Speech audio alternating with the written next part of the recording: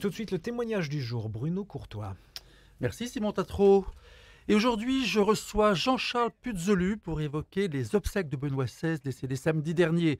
Certes, l'émotion n'est pas comparable à celle connue en 2005 à l'occasion de la mort de Jean-Paul II, mais ils sont déjà nombreux, vous l'avez dit, à venir se recueillir sur la dépouille de Benoît XVI.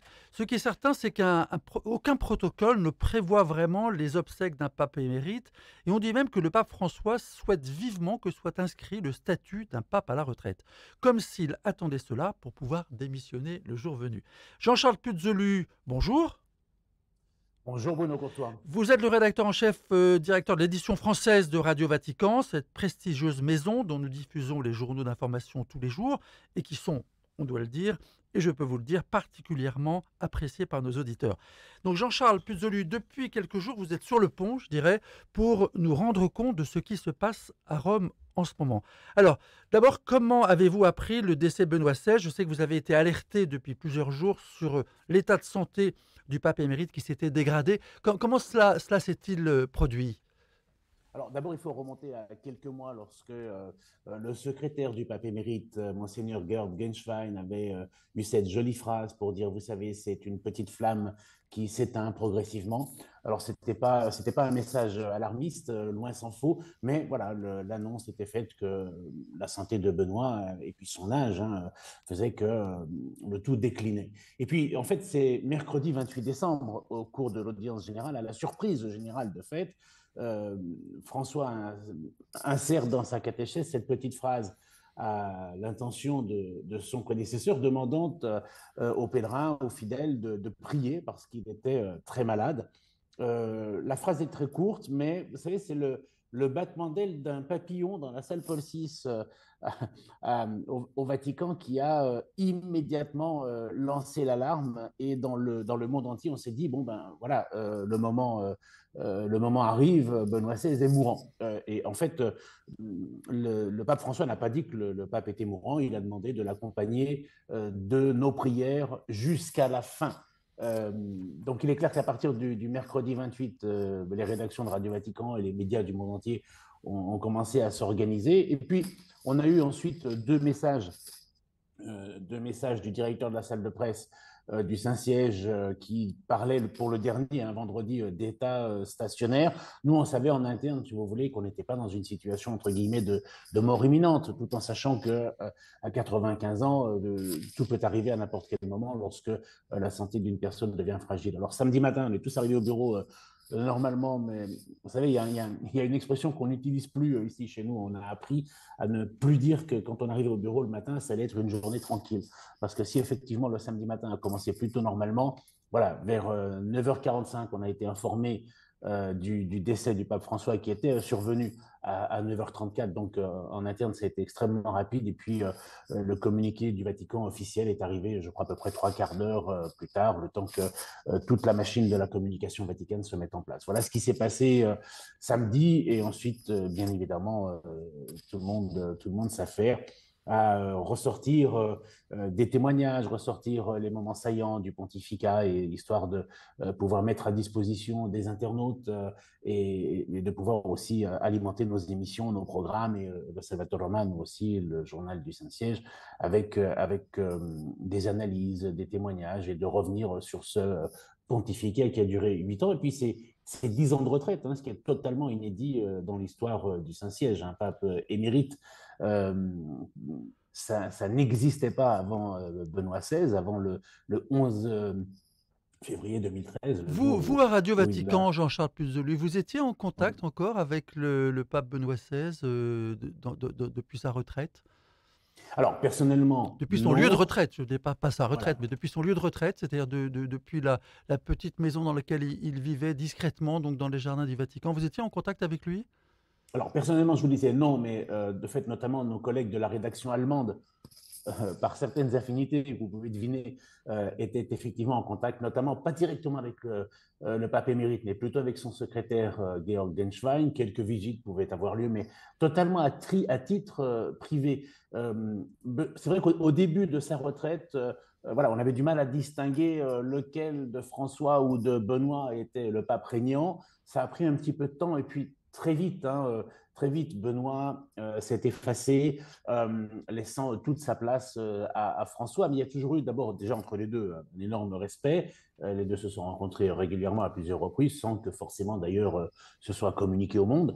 Non, non, après, il y a eu beaucoup de visites privées. Quiconque venait au Vatican voulait rencontrer le pape Benoît, pouvait faire une demande, être reçu, y aller, ça évidemment, Alors ça restait l'émotion dans est le domaine du grande. privé. L'émotion, bien sûr, l'émotion est grande au Vatican aujourd'hui. Qu'est-ce qu'il en est à Rome? Il était très aimé dans son diocèse de Rome, ou il avait déjà été. C'était il y a quand même déjà 10 ans. Comment ça se passe aujourd'hui sur et au Vatican et dans la ville de Rome? Bah, ça se passe sous le coup de l'émotion, évidemment. Alors certes, on est quand même très très loin parce que le contexte, les temps sont différents, le pontificat n'est pas le même. On ne peut pas comparer ce qui se passe aujourd'hui avec ce qui s'est passé en 2005, l'émotion internationale, mondiale suscitée par la mort de Jean-Paul II. Je pense que les choses ne sont pas comparables. Aujourd'hui, il est clair qu'il y a une très forte émotion à Rome. D'abord, nous sommes encore en période de vacances, parce que le vendredi 6, par exemple, en Italie, c'est férié, donc beaucoup de gens sont en vacances en Italie, et beaucoup d'Italiens en ont profité pour venir se recueillir à Rome auprès de la dépouille du pape Benoît. Pour vous donner une idée, dans la journée d'hier, les autorités italiennes, la préfecture de Rome, tablait sur environ 30 à 35 000 personnes par jour qui se seraient rendues au chevet du pape Benoît pour s'incliner devant sa dépouille dans la basilique Saint-Pierre. Hier soir à 19h, on totalisait 65 000 personnes, autrement dit pratiquement le double de ce qui avait été prévu. Donc oui, il y a une émotion. Oui, il va y avoir du monde jeudi lors de la messe à 9h30 sur le parvis de la place Saint-Pierre. Oui, les gens avaient adopté Benoît XVI, mais lui-même le dit dans son testament spirituel qui a été rendu public dès samedi soir d'ailleurs, où il parle de l'Italie comme sa seconde nation.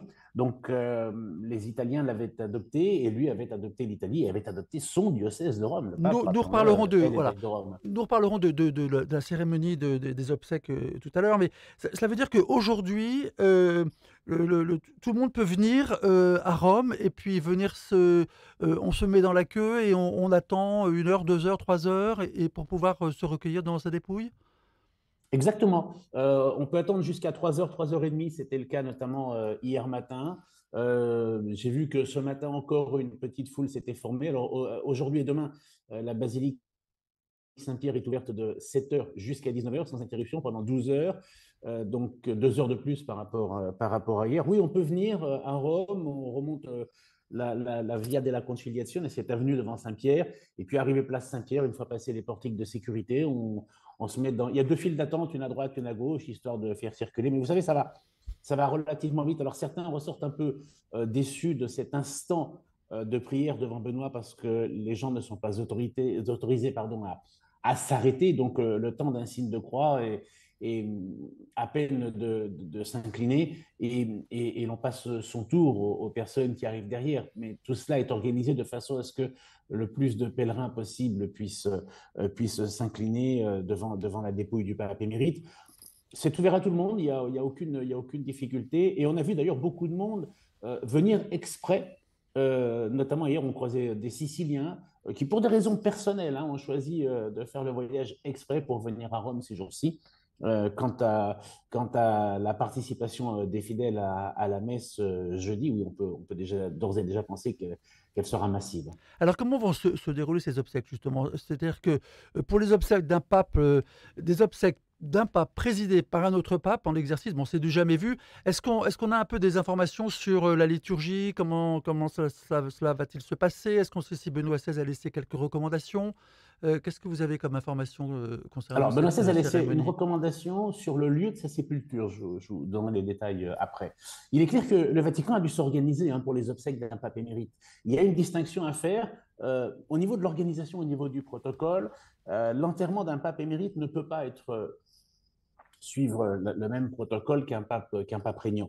Concernant un pape régnant, si on se réfère à l'expérience que l'on a et qui remonte maintenant à 2005, c'est-à-dire le décès de Jean-Paul II, il y a tout d'abord traditionnellement une neuvaine de prière après l'annonce du décès du pape, 9 jours de prière où les gens se retrouvent et sont accompagnés par des prêtres, par des évêques sur la place Saint-Pierre en plusieurs langues. Ça se passe du matin au soir et voire même une bonne partie de la nuit.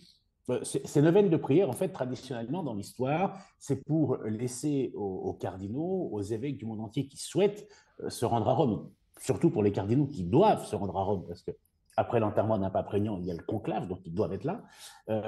C'est pour leur laisser le temps d'arriver, de s'organiser, d'arriver et au moins de participer à la messe et après au conclave. Dans le cadre de l'enterrement d'un pape émérite, cette neuvaine de prière n'a pas lieu. Il est clair que on laisse quand même du temps aux cardinaux de venir à Rome avec les moyens de transport que l'on a aujourd'hui, Ça va assez que vite ce quand soit même. l'avion, le train, ça va assez vite. Il est clair que la plupart des cardinaux du monde entier seront présents jeudi. Il est clair aussi qu'on a laissé l'exposition de la dépouille pendant 3 jours qui remplace la neuvaine et qui laisse à tout le monde le temps de s'organiser. Donc, le protocole qui a été établi veut l'exposition de la dépouille qui est conservée comme un pape régnant. Et d'ailleurs, Benoît XVI est revêtu comme il l'était lorsqu'il régnait, avec la tiare, avec l'habit pontifical. Il n'est pas en soutane blanche comme on avait l'habitude de le voir.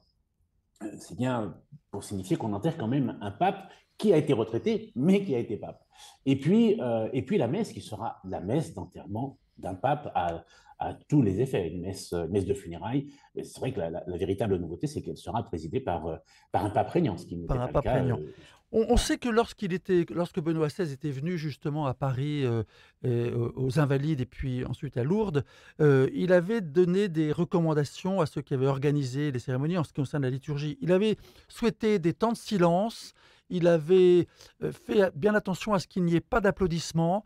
Il n'y a pas de détails plus précis que cela concernant la cérémonie en tant que telle. Non, non, non. Tout est contenu dans son testament spirituel et qui ne donne aucune indication, pardon, concernant la liturgie et le déroulement de la cérémonie, sachant que, ben voilà, il y a un pape régnant et c'est au pape régnant de décider la façon dont il souhaite organiser les funérailles de son prédécesseur. Il y aurait eu, et je pense qu'à ce niveau-là, il n'a pas souhaité qu'il y ait un peu de confusion des rôles et pas non plus nécessairement voulu s'imposer. La recommandation le souhait qu'il a exprimé, c'est d'être enterré dans la crypte de la basilique Vaticane, à l'endroit où, jusqu'en 2011, était enterré Jean-Paul II. Donc, il va occuper la tombe qui avait été celle de Jean-Paul II. Ça, c'est le souhait qui va être exaucé de Benoît XVI, puisque vous savez qu'en 2011, au moment de sa béatification, la dépouille de Benoît XVI a été remontée dans la basilique, où elle est exposée depuis, je crois, le mois de mai 2011 dans la chapelle de Saint-Sébastien à l'intérieur de la basilique. Et d'ailleurs, la tombe de Jean-Paul II est d'ailleurs ouverte aujourd'hui au culte de tous les fidèles. Benoît XVI, lui, sera dans la crypte et c'est le seul souhait qui a été exprimé de sa part. Alors, vous êtes Jean-Charles Puzolu, responsable directeur de l'édition française de Radio Vatican. Donc, vous êtes au cœur, j'allais dire, au cœur du pouvoir, au cœur de l'Église. Faites-nous un peu rêver puisque vous êtes sur place. Comment ça se passe? Comment ça fonctionne, Radio Vatican? C'est une énorme boutique, si on peut dire. Alors, si, oui, oui, c'est une énorme machine, bon, qui a ses limites aussi, hein, parce que voilà, les effectifs avec le temps tendent à être en flux tendu, et puis on est comme chez vous à Radio Notre-Dame, je présume, voilà, c'est une période de vacances, donc nous avons du personnel en congé. Lorsque samedi 31, on vous annonce la mort d'un pape, vous pensez que le réveillon, ben voilà, vous allez laisser ça à d'autres et vous allez vous organiser autrement. La machine se met en place avec ses 57 langues. Et toutes les rédactions, bon, d'abord, il y a eu des réunions au Vous niveau dépendez de la. du dicaster vous dépendez de qui? Alors, vous dépendez Alors, de... depuis la réforme des médias du Vatican en 2015, Radio Vatican a été intégré dans le dicaster pour la communication. Ce dicaster, et donc dicaster c'est un grand mot, mais c'est un Confier à un laïc. demi-ministère. Confier Voilà. à un laïc. Confié à un laïc pour la première fois d'ailleurs dans l'histoire, Paolo Ruffini, qui est un journaliste de profession et qui est le premier préfet laïc d'un dicaster. François a souhaité d'ailleurs récemment encore qu'il y en ait d'autres à l'avenir. Et ce dicaster regroupe l'Osservatore Romano, le journal, le quotidien du Saint-Siège, qui lui aussi existe en plusieurs langues, Radio Vatican, le site internet du Vatican, le site institutionnel Vatican.va, le site d'information vaticannews.va, la maison d'édition, évidemment la salle de presse. Donc la salle de presse qui, en ce moment, a un travail énorme puisque c'est elle qui est en communication avec, si vous voulez, les journalistes du monde entier. Et puis, dans le cadre d'un événement de portée mondiale comme celui que nous sommes en train de vivre, il y a un cahier des charges. Radio Vatican, donc le dicaster pour la communication, est membre fondateur même de l'Union européenne de radiodiffusion, ce qui veut dire que le pays hôte, le Saint-Siège, le Vatican, de l'événement, doit fournir tout le support technique, technologique aux médias du monde entier. C'est Radio Vatican qui va fournir le signal vidéo à toutes les télévisions qui vont retransmettre la messe. Nous donnons aussi le signal audio. On essaye d'ouvrir nos studios pour des médias qui ont besoin d'organiser des émissions, des directs, etc. Donc voilà, il y a une grosse activité en interne parce que les rédactions se sont totalement mobilisées en coordination avec le préfet Paolo Ruffini et Andrea Tornielli, le directeur éditorial. Et puis, de l'autre côté, il y a toute l'activité qui est menée en direction des confrères des autres médias internationaux qu'ils viennent d'Inde, du Canada, du Pakistan ou même Ça veut dire que du tout ce que Japon. vous produisez, que ce soit dans toutes les langues, est à la disposition des médias locaux qui reprennent. Comment ça se passe? C'est-à-dire que vous êtes comme Alors, une banque d'informations, vous êtes comme une radio qui donne ses programmes ou qui vend ses programmes à d'autres radios? c'est un peu plus compliqué que ça. En partie, c'est cela. Mais il faut savoir qu'à l'intérieur du dicaster, il y a tout un dispositif que l'on appelle Vatican Media. Et Vatican Media, c'est le dispositif qui met à disposition des autres médias l'image, le son et les contenus.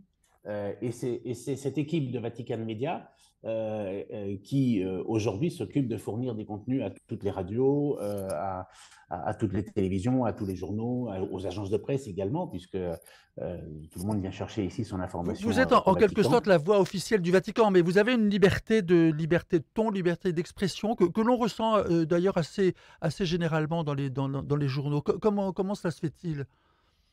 Comment cela se Donc, dans le choix des sujets, le choix des enquêtes, le choix la tonalité de tous vos journaux? alors d'abord, il y a quand même une longue histoire de Radio Vatican, hein, plus de 90 ans maintenant. Donc, on a appris à traiter l'information. Et puis, les choses ont changé avec la réforme. On est institutionnel, donc il a fallu être plus attentif plus attentif au choix des mots et être en lien aussi avec toute la machine, toute la diplomatie vaticane. Éviter, par exemple, lorsque la diplomatie vaticane s'active sur un dossier ou avec un pays, d'avoir des propos qui peuvent mettre à mal l'activité Vous diplomatique. Donc ça, engagez en c'est quelque quelque chose sorte auquel le on est. Vatican, voilà, vous engagez le Vatican à travers vos propos. Un mot pour terminer, Jean-Charles Puzzolus, sur la cérémonie des obsèques de jeudi. Vous avez donc des commentateurs. Grâce à vous, donc nous reprendrons donc le fameux signal qui nous permettra, nous, de diffuser ces obsèques. Comment est-ce que vous préparez un peu cette retransmission en 30 ou 40 secondes? Alors écoutez, on a deux personnes, deux expertes du pontificat de Benoît XVI, qui sont Manuela Affigi et Marie Malzac, qui seront en cabine de commentaires pour la retransmission de cette messe, pour aider et guider les gens qui la suivront aussi bien à la radio qu'à la télévision, et donc commenter et traduire aussi les propos qui seront dits dans des langues différentes que le français. Donc de ce côté-là, c'est le son et l'image que nous allons fournir aux médias partenaires. Et puis, pour le reste, disons qu'on est un peu habitué à ce genre de cérémonie. C'est En une, tout cas, on vous c'est une remercie. cérémonie pontificale, comme les autres, à ceci près Presque qu'on comme, n'enterre pas. presque comme les autres. En tout cas, on vous remercie beaucoup, Jean-Charles Puzzolu. Merci pour de nous permettre de nous donner tous ces journaux d'information tous les jours. Et puis, bien sûr, on vous remerciera également jeudi lorsque nous retransmettrons les obsèques de Benoît XVI.